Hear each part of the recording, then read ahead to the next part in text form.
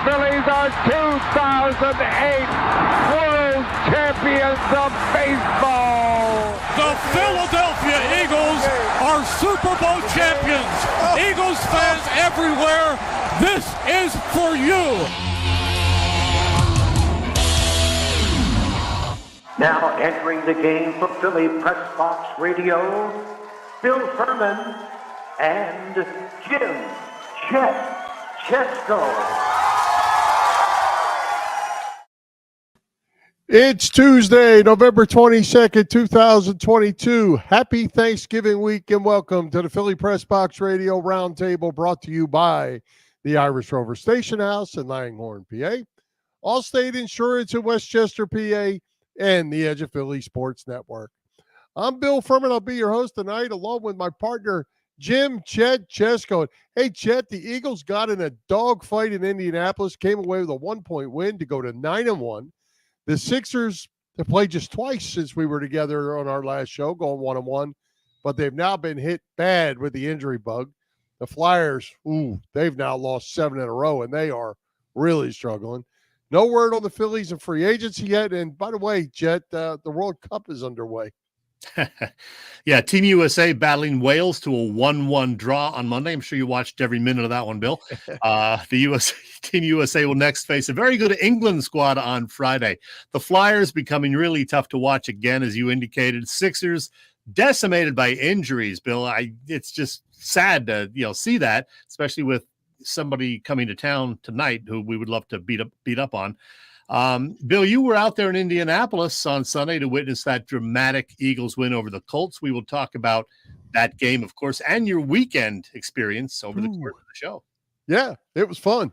I bet. It was fun. We'll get to that at some point. But, hey, we got a great guest tonight in the radio voice of the Sixers, Tom McGinnis, will be joining us to discuss the 8-8 start to the season and that guy coming to town tonight. I love listening to Tom McGinnis. He does just a terrific job calling all Sixers games. Been doing so since the mid-1990s, Bill. This is his 28th season. He really does an awesome job, and he's a great guest also. We're going to hear from Tom in about 15 minutes or so. Right. And just to be clear, we have Tom recorded from yesterday because they have a game tonight, and he's working, but he did take the time to visit with us on his off day of a very busy schedule. We certainly appreciate that. Yep, Tom's a good guy. All right, well, hey, let's talk Eagles. When we did our predictions last week, Chet, I said that I thought that Eagles-Colts was going to be a close, tough game. I even teetered on picking the Colts in that game. The Eagles got all they needed from them, but came out on top 17-16. Yeah, not the way we planned it, but then again, a lot of these games don't go the way you expect or hope. Bottom line, they got the win, went down to the wire. They were trailing pretty much the whole game. They led like the last minute and 40 seconds or whatever. That was about it. The defense is on this one as far as, getting them the victory. 2 turnovers and some costly penalties on the offense, and they really struggled for much of the first 3 quarters. So, yeah, give the defense a lot of credit for this W, Bill. And that includes the 2 newcomers that Howie added to the D-line last week. Yeah, great job by Sue and Joseph and Jonathan Gannon. Rich Gannon might have done a good job too, but he's not the coach. Jonathan Gannon did a nice job, especially after that first drive when the Colts drove down the field with Jonathan Taylor rushing for 49 yards and 7 carries in the first drive. And the defense adjusted. They did a great job. And Sue and Joseph took a lot of snaps in that game, I think way more than anybody expected, and they clogged up the middle. Yeah, they really did. So the defense played well. Edwards, also the linebacker, had a real good game. TJ Edwards, he was all over the place. Kaiser White as well. So the D, as I said, rescued them in this one. And then, of course, the quarterback, Jalen Hurts, came through when he had to in the latter part of that game. Yeah, well, it's a whole lot easier to play defense when you have guys up front who are requiring to be blocked by at least 1, if not 2 guys. Lets those linebackers run free, and they did a nice job. As for Jalen Hurts, it wasn't a great game until the fourth quarter when he decided it was going to be his game. And he took control down the stretch and made some plays and with his legs. And, Chet, I think something that's interesting, and we've talked about this, for the last few weeks, that the offense hasn't looked all that good. But I think when they came out of the bye, if you look back at all the games, you came out of the bye, they changed up their offense a bit so that Jalen Hurts was not carrying the ball near as much. And they're trying to do some other things and lighten the load on Hurts. And in turn, the offense has not been quite as good through that time. Now, when it gets crunch time, Jalen Hurts starts running the ball. It's a whole different offense, and it's a very difficult offense to beat. Yeah, I don't know how much of it was planned this way, but he did not throw the ball a whole lot on that last drive. I don't know if he threw it at all on the last drive. It was a lot of, his running ability. And, of course, they did get the big break on the one pass that they did try to throw to Miles Sanders, where he drew the pass interference call. But, yeah, a lot of running. You don't necessarily want to see your quarterback running the ball 16 times or whatever he ended up with in terms of carries. You wonder why they don't use Miles Sanders more to run the ball. You wonder why also Kenneth Gainwell, who's not having a great year, was in there on some key plays. I think there was a 3rd and 2. They went with Gainwell that didn't work out.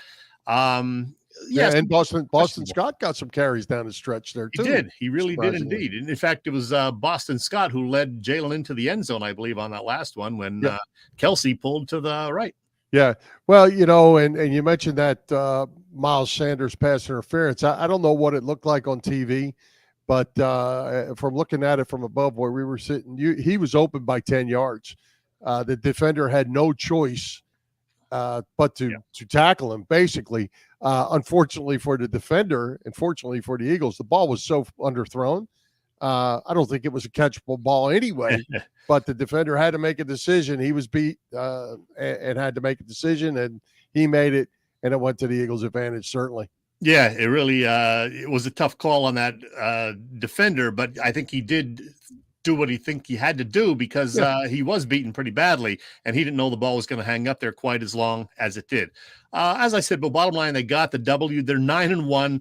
No other team in the league is 9-1, and the Vikings, who were right behind them, got smothered. They got locked by the Cowboys. So, not necessarily wanting to see the Cowboys look that good, but hey, it takes Minnesota a little further away from the Eagles at the top of the pack. Yeah, and I think this Giants-Cowboys game on Thursday, we'll talk about that a little bit later when Boop stops by. Interesting game. I think when you look at the Cowboys, they've been up and down a little bit. You're not, the old saying, you're not as good as you think you are when you win. You're not as bad as you think you are when you lose. Dallas isn't that good to do that every week like they did to the Vikings, but they sure did it. Yeah, wasn't it just a week earlier that Dallas blew a 2-touchdown lead to the Packers, who are not having a great year? So things change from week to week in this league, Bill. You know that. Absolutely. And, the other thing I thought was interesting in the Eagles game is A.J. Brown was the go-to guy early, and then for about 2 quarters, he went away. They didn't throw him the ball. They didn't even really look his way.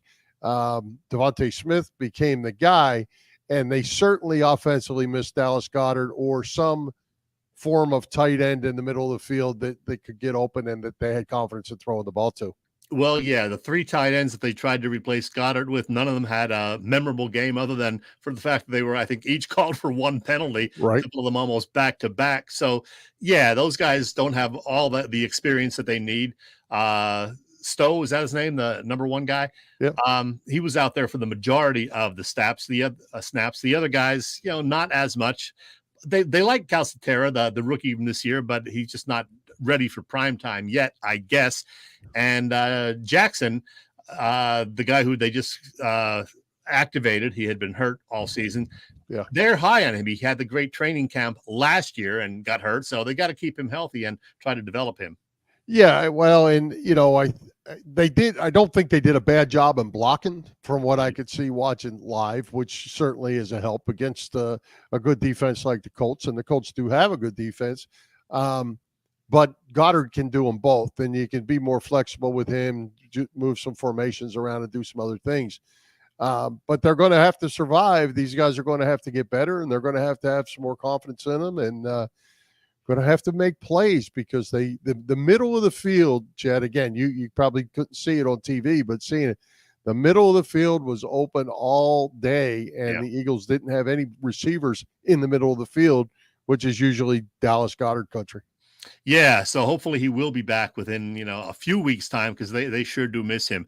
Hey, Bill, before we get too far along in the show, I want to talk to you about your weekend. You were in Indiana, the great state. A little chilly on Saturday at Notre Dame Stadium, was it not? Yeah, it was. It was in the teens, and then it started to snow. It was flurrying all day, and then at halftime, it really started to snow hard. It was snowing sideways. Unfortunately for the game, Boston College forgot they had a game, and it was 37-0 at halftime. It was 10-0 in the first with less than 5 minutes into the game. It was 37-0, so it became a little hard to justify sitting there. The benches, they were all bench seats, were clear, but the concrete where you put your feet was ice. Oh, man. So we had plenty of clothes on. That was okay. Our feet were getting so darn cold. There was nowhere to put them. You tried to tuck them up underneath your bench seat. Then there was a little water under there that wasn't frozen yet. But anywhere else you put it, your feet were sitting in ice, and that was not good. And then by the time halftime came, it was snowing sideways, and it got really ugly. Was that your first time at Notre Dame? It was not my first time. I had been there one other time, was also against Boston College some years ago, and Boston College actually beat them that time. Both teams were undefeated, and Boston College won that game. But so they forgot there was a game this time. Yeah. You appreciated the dome on Sunday, I presume. The dome on Sunday was nice. We actually were able to get out of South Bend before the snow really landed there, and I don't know how much it ended up snowing, but we were able to get. It was about a 2.5 hour drive back to Indianapolis. We got to hang out with as you see, my two sons there, Mike, my buddy Ed, and his son Eddie were there, and of course Billy was there with the Colts.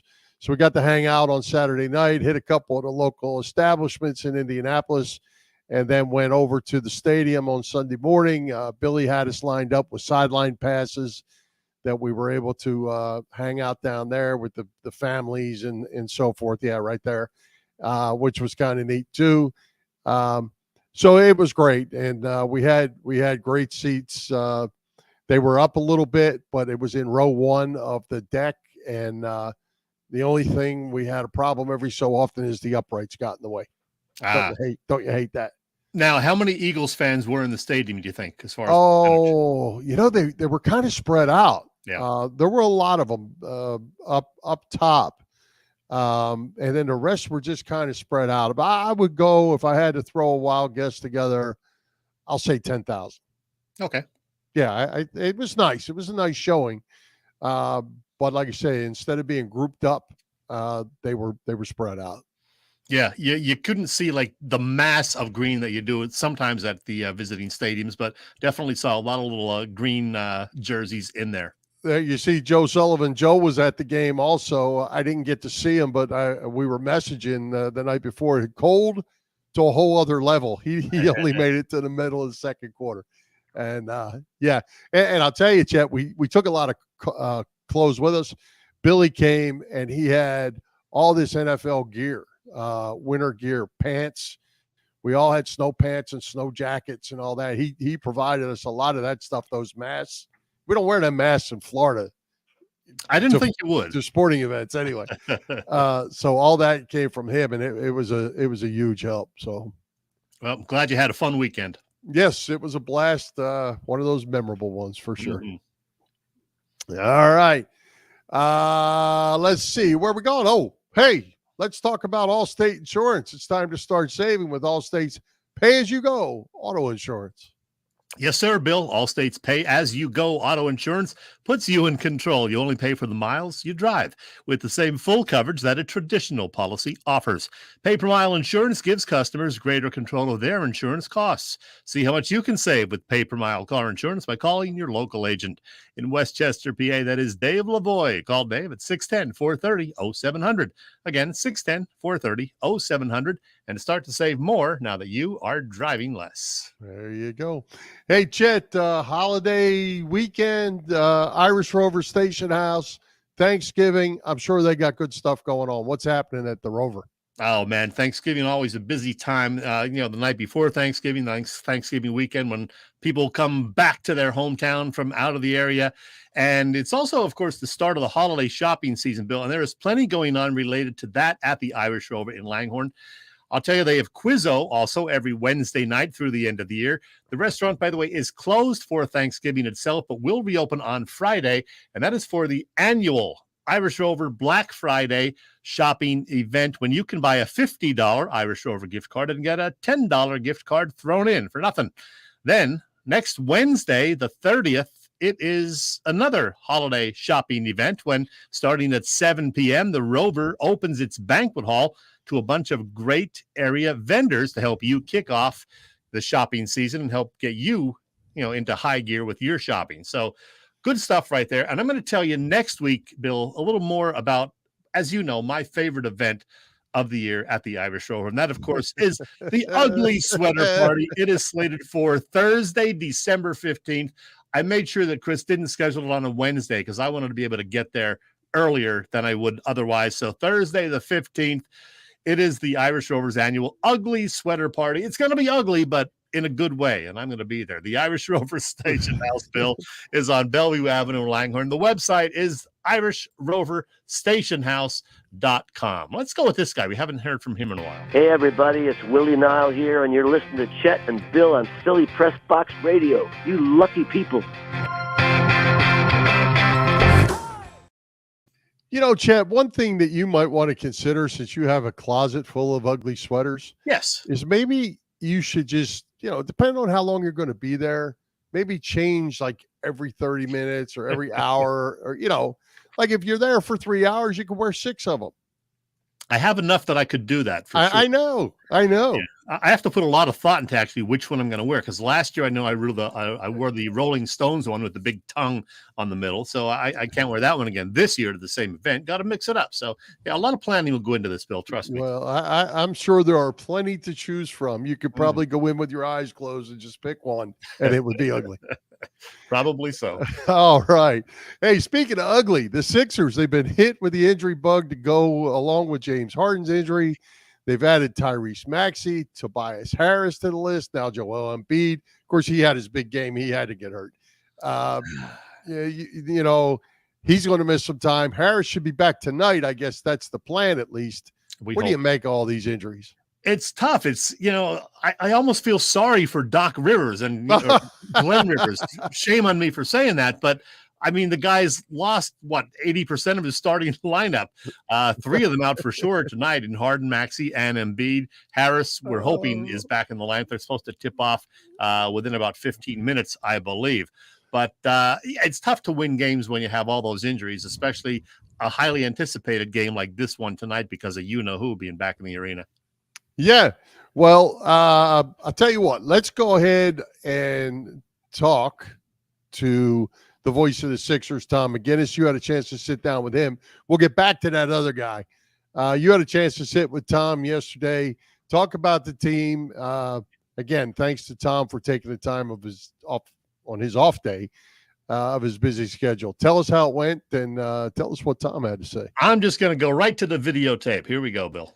Great to talk with this guy again on Philly Pressbox Radio. Tom McGinnis set to join us.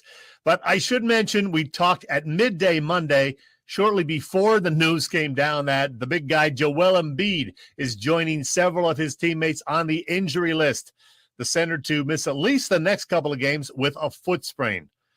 But we carry on. It's the radio voice of the 76ers, Tom McGinnis. Hey, Tom, welcome. How are you? Thank you, Chad. Appreciate you having me. Well, Tom, the Sixers haven't exactly set the world on fire this season. Yeah, they've had injuries, certainly a factor, but they're just 8-8. They've struggled in more than a few of those wins even. What have we learned about this Sixers team so far, 1/5 into the season? Well, again, you added a bunch of pieces. Harden, joining the team for the first time fully in camp after playing just 21 games. So to be fair, I think, everybody realized or should have realized that it's going to take some time. But to be 500 at this stage, I don't know that anybody expected that. And now there's a couple of, as you say, injuries with Harden and Maxey being out. But there's been a lot of bright moments as well. And, Doc Rivers, his mantra the whole time has been, and remember now, he's won 50 plus games in both seasons, including one year. The first time it was 72 game season. So the idea is to win games while figuring it out. And that's something that the Sixers have done to an extent, but probably not to the measure that he would have liked at this stage. Well, Tobias Harris dealing with some hip pain. We hope to have him back this week. James Harden going to be out for another couple of weeks, I guess. We found out Sunday, of course, that Tyrese Maxey will be sidelined 3 to 4 weeks due to a little fracture in his left foot. How are the Sixers going to get through these next few weeks with their two starting guards who, normally will give you 40-plus points a night unavailable? Well, that's a great point. And so far, it's been DeAnthony Melton and Shake Milton. They both played well against Minnesota. And, Melton really, he made 5 threes. He had like a number of steals, assists. And Shake is, really developed and played well in the 2 games that he's really been used, because early in the season, he wasn't playing. So, you're looking for a blessing in disguise, and you're developing these players, or at least knowing you can count on them. Now, Melton was a part of the mix anyway, but at the beginning of the season, Shake was not playing. You had the new guys in Tucker and Harrell and Melton and House playing, and not so much Furkan, Matisse, Paul Reed, and Shake. And so that's the thing with the season being so long, you're going to need, at some point, you're going to need every player. And right now, with those 2 guys out, you're going to have to, find ways to get the ball across to initiate your offense. Doc Rivers was saying that both Montrezl Harrell at times and Embiid from the top can initiate it, but that's not necessarily bringing the ball up. So, and it's going to be a work in progress in figuring out how to get it done. And you'll never match, I don't think, the production of a Harden and a Maxey. But, again, the whole deal of, quote unquote, finding a way will be part of what goes on in the next few days and weeks. Well, with Harden out the last couple of weeks, Joel Embiid has really picked up his game. He stepped it up, had some amazing games. Is Embiid at the top of his game right now, Tom? Well, certainly that 3-game stretch, it measures up there with the greats in the history of our franchise, with Chamberlain and Iverson. And again, Doc Rivers, he's been around. He played 13 years. He's coached for over 20. He called it the most dominant performance he's ever seen, speaking of the Sunday night win over Utah over a week ago, where he had 59 points and 5 blocks. So again, the defensive rating when the Sixers have Embiid out there over the last couple of years or so has been top of the charts. And then to be able to score like he has and make the free throws, and we found that in the Milwaukee game where their star really struggled, Antetokounmpo from the line, and Embiid made nearly all of his free throws, and had a game earlier this year where he was 16 of 16 from the line, a career best. So he's really playing well, and it's his shooting touch. And again, you think of a 7-foot player and you have to put him on the block. Well, he gets doubled nearly all the time, period. But when you put him down there, then it becomes easier. Now he's got his back to the other side of the court. And he's been a little turnover prone. There were times he made strides and was much better, but over the last few games, he has turned the ball over. So to put him at what we call the nail, which is the center of the foul line, or the elbows, where he's facing up and he can show you that shooting touch. He made those 3 huge baskets against Milwaukee to help keep them at bay. And then he can see the double. So it's hard to double team him when he's on that position in the middle of the floor, looking at the basket and the defense. So when Harden and Maxey are back healthy, are the Sixers, do you think, automatically going to be one of the true NBA Eastern Conference contenders? Well, and that has to be, you have to prove that on the court. Like on paper, it sounds great. But even with those guys, as you said, the Sixers kind of struggled a little bit out of the gate. And Harden, to me, has been phenomenal. Like, really. Like, he not only sacrificed like financially to be in the position where the Sixers were to hire, get Melton and House and whatnot, Montrezl Harrell, but the sacrifice that he was, to me, doing on the court, where he would draw the double, throw it away from the two defenders, and then it would be almost like that hockey assist. That right there was, and still averaging 9 or 10 assists per game. But what I'm saying is too, and then Maxey, with the brilliance that he has, when those two guys get back with Joel, they still need to figure out how to best utilize Maxey while playing to the strengths of Harden and Embiid. And I think that was what you were hoping for in the start of the season, and that has been sidelined for a little bit now with the injuries to both James and Tyrese Maxey. All right, Tom, we need to talk about the big Tuesday night game at the center when a certain former Sixer makes his highly anticipated return. He will play this time, he assures us, talking, of course, about Ben Simmons. What kind of atmosphere do you expect at the center, and how do you think the Sixers crowd will greet him? Well, I thought last year there was so much buildup to that March game in which he did not play. He didn't even shoot around. He passed the ball before the game, and, he didn't play at all for Brooklyn nor the Sixers in that season. So now he comes in, he's going to play, and I don't know that the buildup, it was ramping up, it felt like, last year for days. But I'm sure, like, the people that are going to the game are going to be, still filled with some animosity and vitriol and whatnot. But Ben played last night. They played Memphis, and he played really well. And then Thursday night, they played Portland, and he played. And, Durant had 35. Simmons comes off the bench with 20, makes 3 or 4 free throws, and impacted the game. He was plus 15. And listening to Durant after the game, he was saying we needed to see that, like, as players, as teammates, talking about Simmons' performance.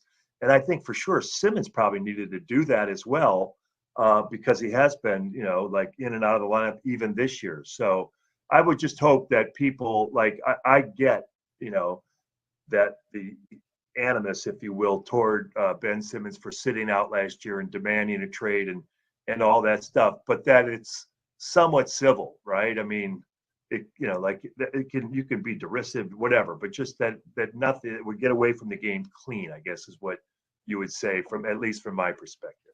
Hey, he is coming off his 2 best games of the season, 22 points in the most recent game, I believe. He's back in the starting lineup now, it appears. Do you think he's ever going to be an all-star caliber player again?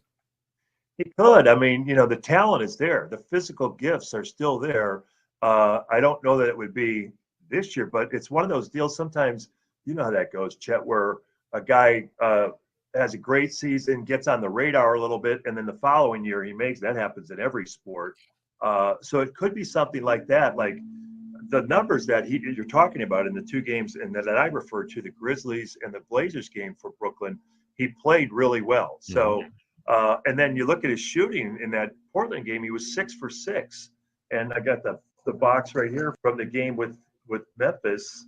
It was 11 of 13. Yeah. So he's an incredibly gifted athlete and a tremendous basketball player. And if he could get through everything health-wise in terms of both his back and his knee and mentally feel fit to go forward, I would think for sure he could, but we'll have to wait and see. Again, it's about productivity and consistency and being there, but the skill set for sure is there. Hey, Tom, you mentioned some of the guys the Sixers brought in the offseason, including P.J. Tucker. He has not played up to expectations, especially the last few games. Is he just, getting old? Is he? He's not washed up, I hope. What are you seeing from Tucker watching him every night? Well, the last 3 games you're talking about, he hasn't scored. Yeah. And so, but again, like in that Milwaukee game, and Coach mentioned this in the locker room, and everybody broke out in applause. So it's one of those deals where, like, it's not necessarily what you see in the box score. I don't think anybody expected him to score 15. It probably didn't expect him to get 0 either. But he's been, like, I wish everybody could have seen him in training camp. And people are like, well, when the games are what count. But just the leadership and the voice and the communication and the fact that he's been there and won a championship with the Bucks is something that's so important for your team. But the other thing is to preserve this guy for where he's available in April and May and, Lord willing, June. So he's not, again, the Sixers score enough points. They don't need P.J. Tucker to score 20 points. make a corner three when the opportunity's there? Absolutely. But I don't know that he's disappointed. I don't think if you talk to the coaches or Coach Rivers or Dan Burke, who runs the defense, that they wouldn't agree with that at all. Okay. Well, you know, Tom, it always catches me off guard when I hear you doing interviews or talking in public, how calm and relaxed you sound compared to when you're calling a game and you turn it up 9 or 10 notches. You obviously love your job.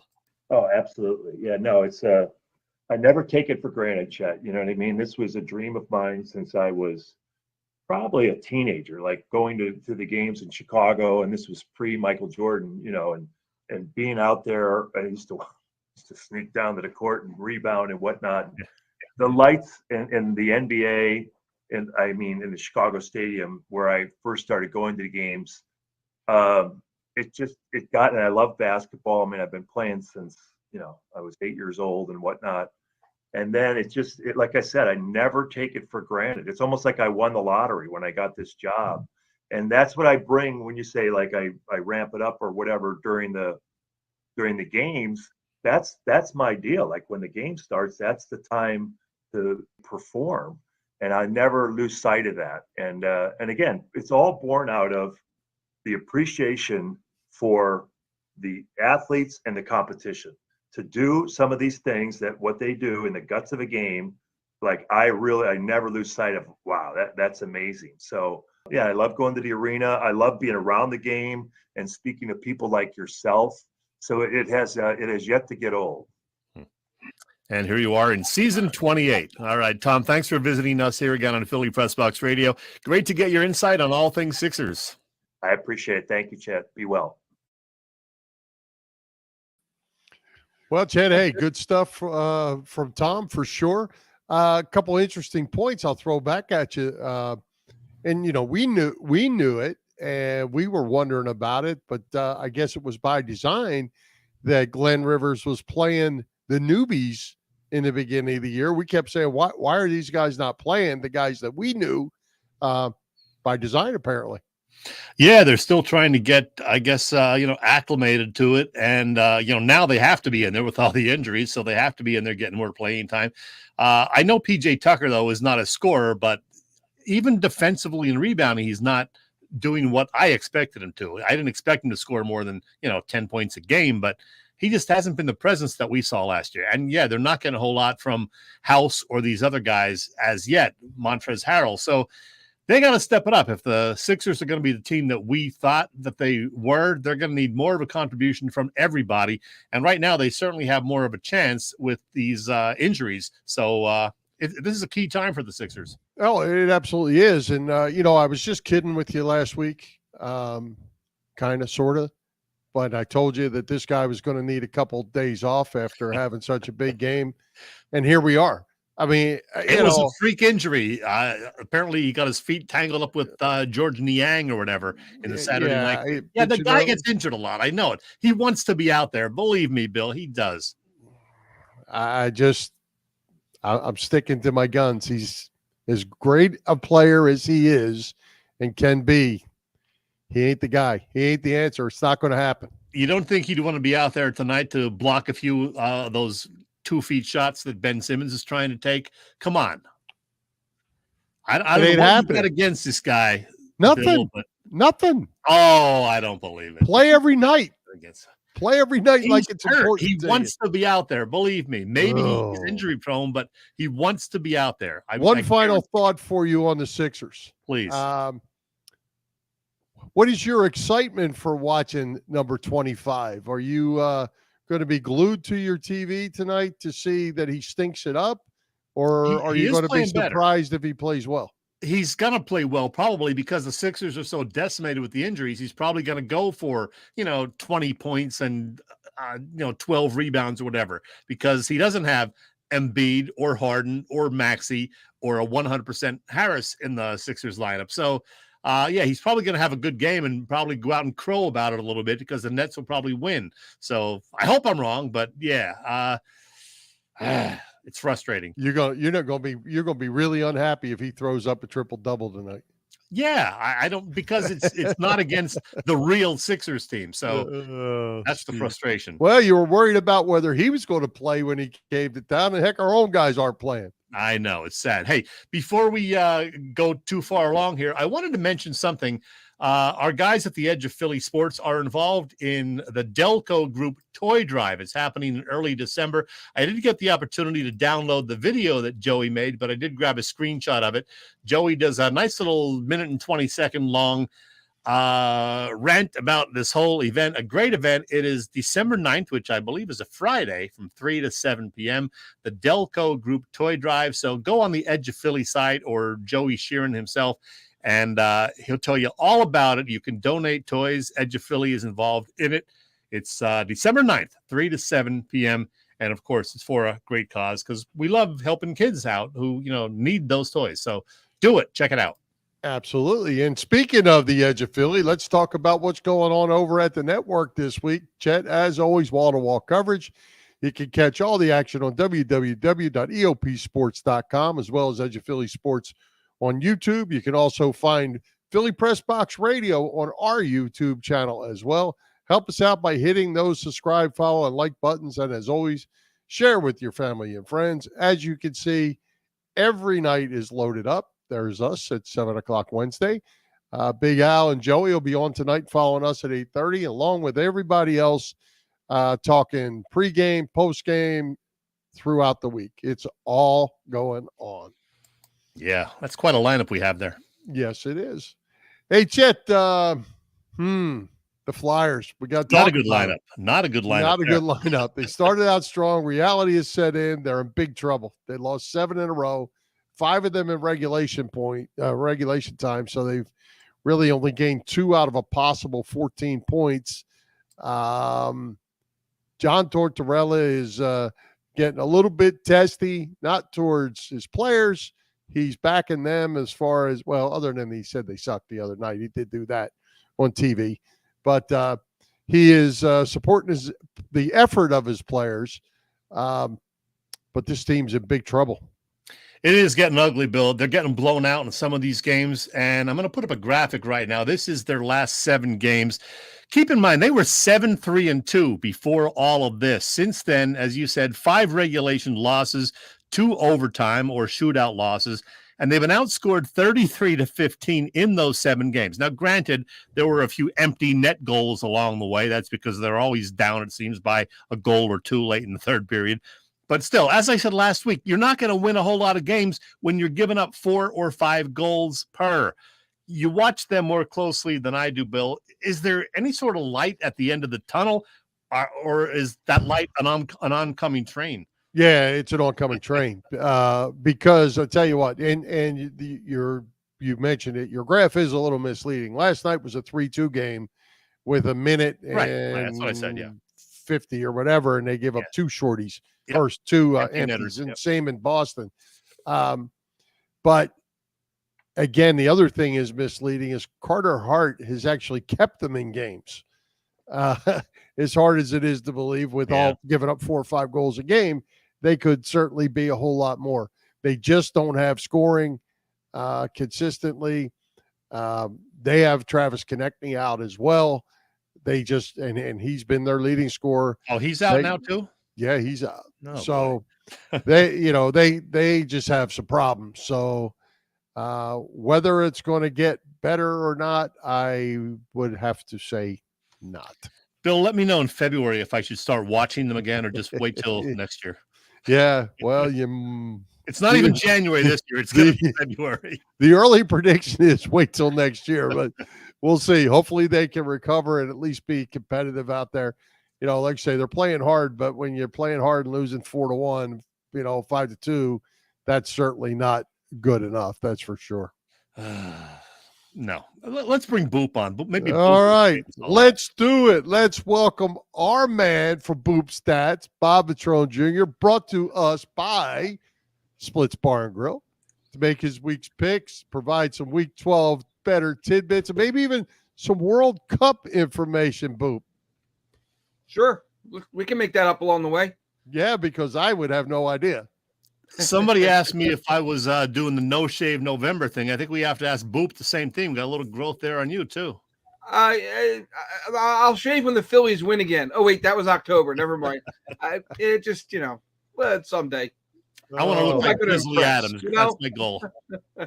Well, Boop, I'll tell you, before we get started, I was wondering if you were going to be live over at Splits and locked into the World Cup or Yeah, no, what you actually, got going on.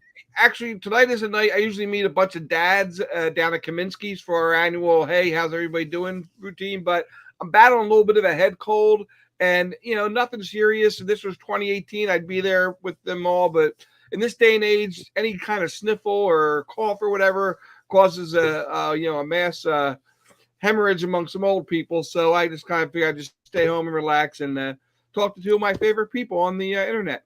Wow. There you go. But There you couldn't go. find them, They're so next. you They're joined next. us instead. Yeah, exactly. Hey, Boop, you mentioned Kaminsky's. I got to tell you, I dated a woman from Marlton from 89 to 91. We used to go to Kaminsky's quite frequently back then. Best roast beef sandwich on the planet. And it's still there and still thriving, huh? Yes, it is. I don't get down there as much as I'd like to. I keep, my car keeps going the other way up Kings Highway instead of down Brace Road. But I love Kaminsky's, and I go in and I usually get a roast beef sandwich, and the waitress will say, "Do you want French fries?" I'll say, "No, I'm going to wait and have dessert later, which will be another roast beef sandwich." You just inspired me to make a return visit to Kaminsky's. I'm going to do the whole the whole tour, Kaminsky's and Splits. I'll do it in the same trip. Let me know. Maybe I'll join you. Let's do it. Don't tell Steve, though. All right, let's get on with it. Chet, how did we do last week? What are our standings? I think somebody might have made up a game. Well, but yeah, you were wise enough to pick Detroit to upset those Giants up at the Meadowlands. I actually lost some money on that game, but that's a whole nother story. So you did pick up a game in the standings. You were 3-1, while Boop and I were both 2-2. I am still at the top of the standings at 29-16. Bill, now you're just 2 games back at 27-18. Boop remains 6 games back at 23-22. Boop, you're not going to pick up any ground if you make the same picks as me. I can't help it if you're every bit as smart as I am in November and December. Yeah, it's sad but true. Hey, Chet, Boop, we have another Kaminsky guy from way back in the day. Joe Bonder's a Kaminsky's guy. They're everywhere. I got to check it out now. There you go. All right. Hey, we had to add a game this week since the Giants and the Cowboys are playing each other. We added Tampa Bay at Cleveland. The Bucks are -3. This is a Sunday game. Boop, who you like? Tom Brady hasn't lost since before the World Series started. So they might be back, Tampa Bay. He might have lost some money. Yeah. Yeah, I don't know if Tampa Bay is going to be a real contender again this year, but I think they can beat Cleveland even on the road. I'm taking the Bucks. Tampa Bay is going to be a contender. They're going to win that division, and they're going to end up in the playoffs playing somebody, and they're going to beat Cleveland in Cleveland.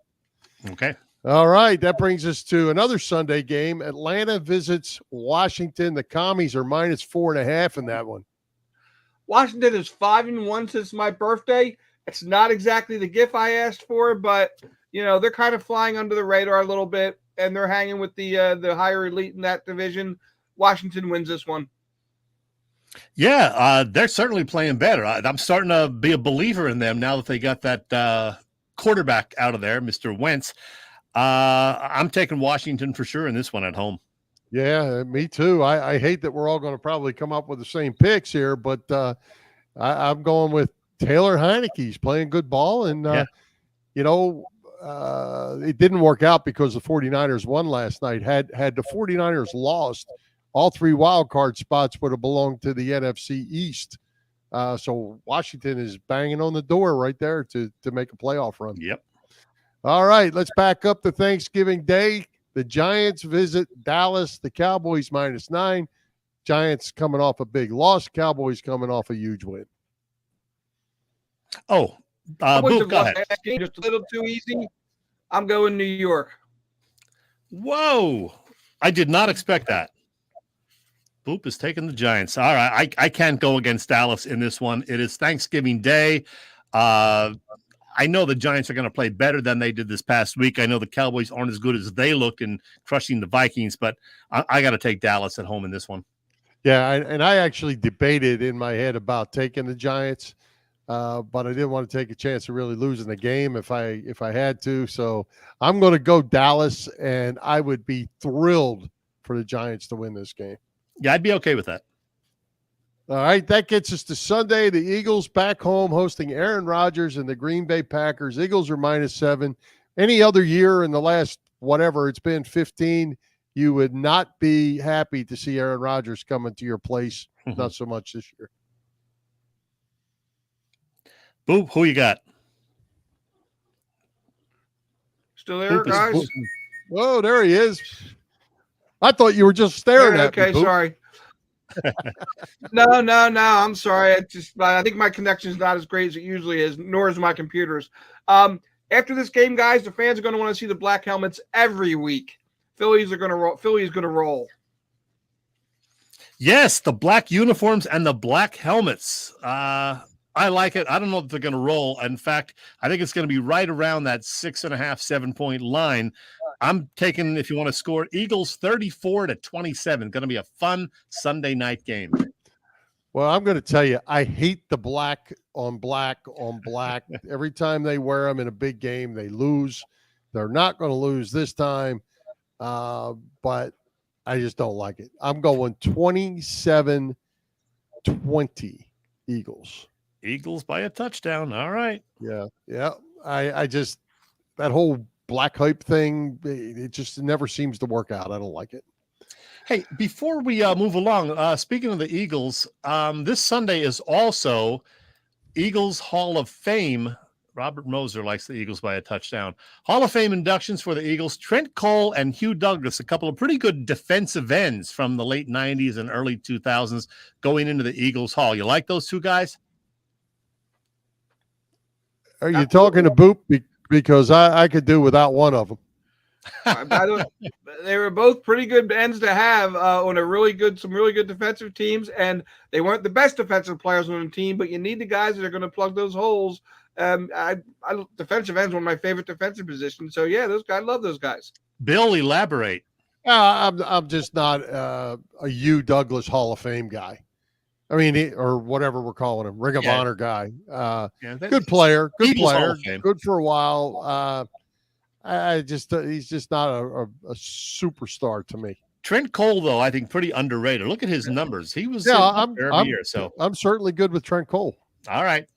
Now, congrats to both guys. Speaking of numbers, let me throw this out at you. The NFL Hall of Fame put out their semifinal list today of 28. Eric Allen has made that list. Ricky Waters has made that list. They're the only two with Eagles ties. What do you see the chances of either one of them making the Pro Football Hall of Fame? Only 6 get picked, and that list is strong. I missed that. I'm sorry. I didn't hear you guys. Eric Allen and Ricky Waters have made the list of 28. What do you think their chances are of making the Hall of Fame? I think they both have really good shots. Eric Allen with a couple of key pick sixes that are highlighted around the country, that hitting the turnbuckle underneath the touchdown is in everybody's eyesight. And Ricky Waters, I mean, he was so electric on both coasts. So yeah, both of them are pretty good shots. Maybe not even this year, but they all eventually, the people that should get in the Hall of Fame usually do get in. Yeah, with one major exception, Boop. Seth Joyner, not on the list of semifinalists. Come on, man. I love Seth Joyner. He deserves to be considered. Sure, well, absolutely. There's only 6 that get in, and I can tell you there are 4 Miami Hurricanes on that list. Andre Johnson, Reggie Wayne, Vince Wilfork, and Devin Hester. All 4 Hall of Fame worthy guys. It's going to be a crowd trying to get into that 6. Yeah, going to be interesting. All Boop, right. What do you got, man? What do you have in the way of other tidbits, Boop? World Cup or otherwise? We did tell you the Cowboys have lost 3 straight Thanksgiving game days.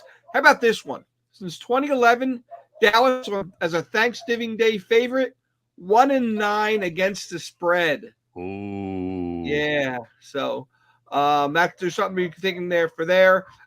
We talked about the Eagles winning last week on the road. They've now won 7 straight on the road, which is something they've only done 4 times in their history. They won 7 straight in 49-50 and 9 straight twice in the early 2000s.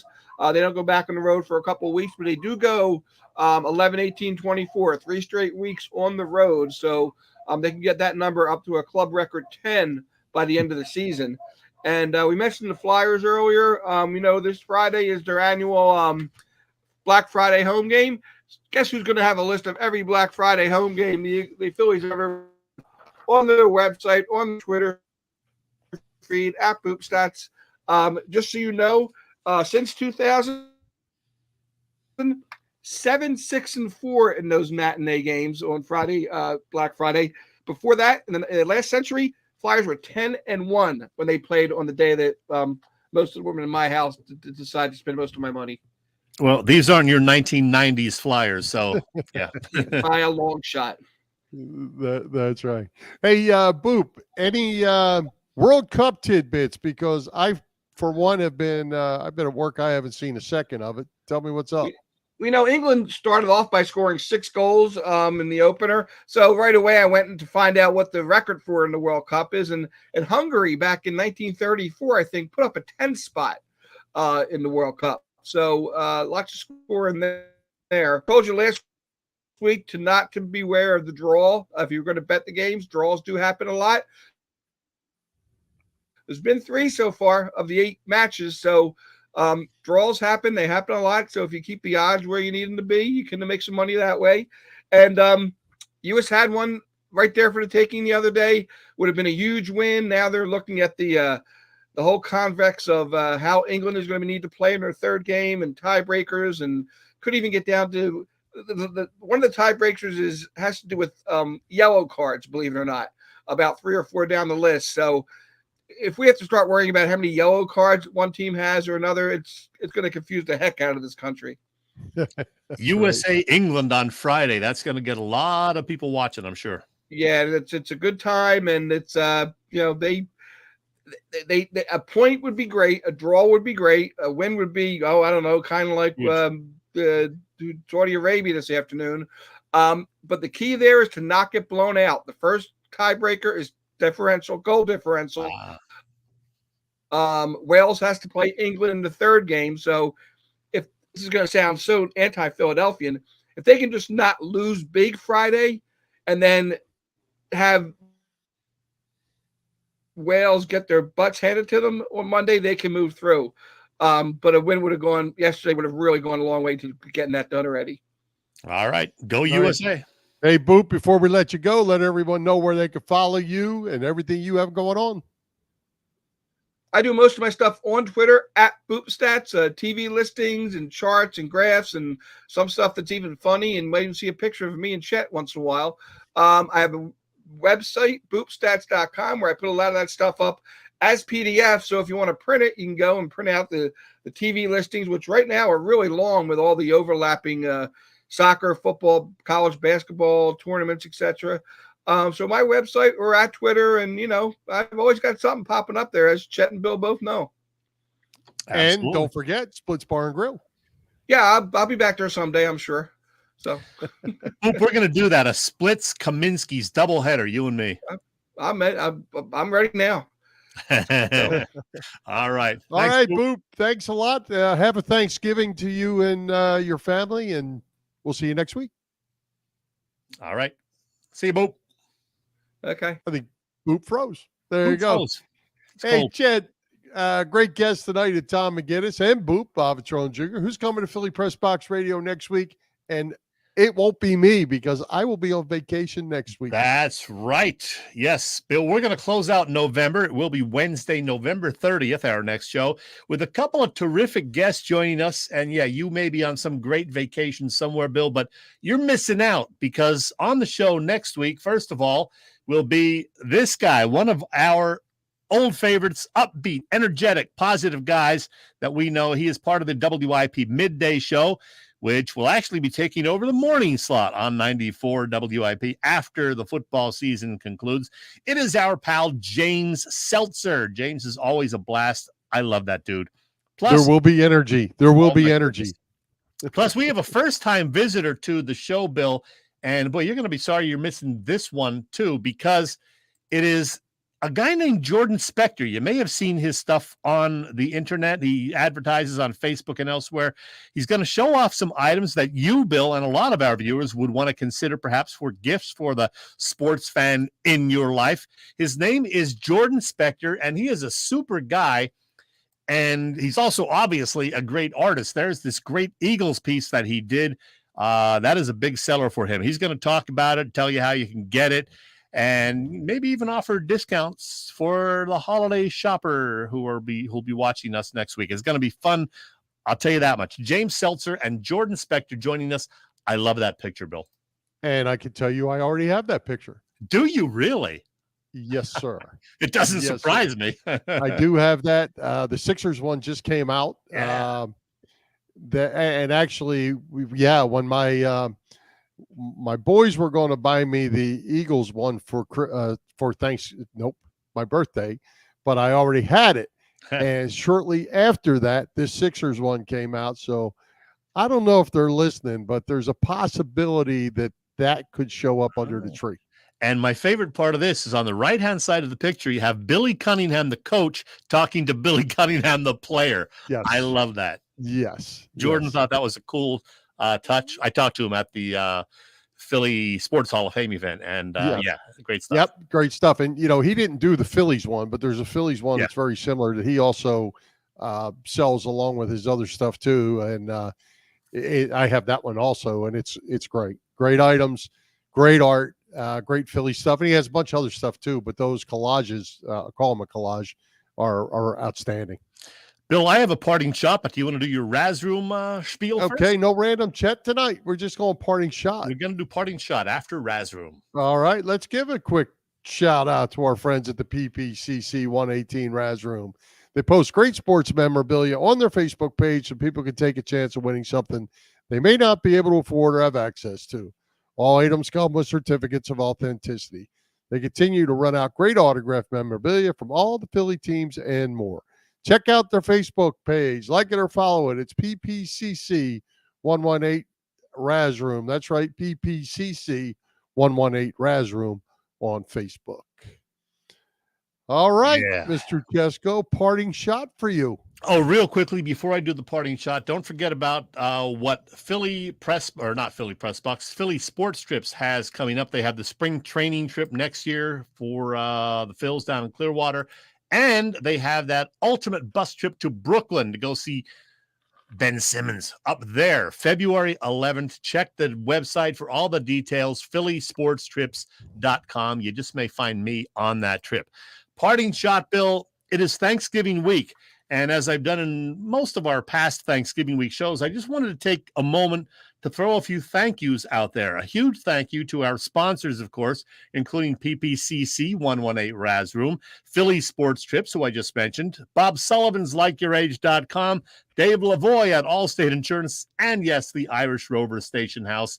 And of course, to all our amazing guests. We've done shows every single week this year with frequent guests like Ray Didinger, Mark Eckel, Mike Sealski, Brandon Lee Gouton, Kevin Riley, Chris Wheeler, D. Lynham, as well as we've had 15 first-time visitors this year, including some pretty big names like Brian Westbrook, Troy Vincent, Kevin Stocker, Kate Scott, Zach Berman, and the Mac Man, Jody McDonald. Thanks to Big Al and Joey Sheeran at the Edge of Philly Sports Network for all of their help, especially with our two live on remote shows, the one at the Link and the other one at the Irish Rover. Thanks also to Boop, Bob Vetrone Jr., for his contributions to the show. And most importantly, a huge thank you to all of our viewers and listeners. We continue to grow our subscriber base, and it is thanks to everyone who helps us with reposts and comments and shares and, even good old-fashioned word of mouth. So, again, thank you for that. We're going to keep it going into, the holiday season and into next year. So stick with us at Philly Pressbox Radio. And, of course, happy Thanksgiving. Couldn't have said it any better, my friend. There you go. Wrap it up, Bill. Couldn't do it without the folks that are here with us every night. All right, let's wrap it up. Let's thank tonight's special guests, Tom McGinnis and Bob Vetrone Jr., our sponsors, the Irish Rover Station House, Bob Sullivan's LikeYourAge.com, PPCC 118 Raz Room, and Dave Lavoie of Allstate Insurance in Westchester, PA. For Jim, Chet, Chesko, this is Bill Furman. We hope you enjoyed the show. We'll join Philly Press Box Radio next Wednesday, November 30th, 7 p.m. You can see us live on Facebook or listen to our website, phillypressboxradio.com, on blogtalkradio.com/phillypressboxradio, on Google Podcasts, as well as Apple Podcasts, iHeartRadio, and all the others. Happy Thanksgiving, everyone. High hopes, Philadelphia sports fans, and go Birds. Happy trails to you till we meet again.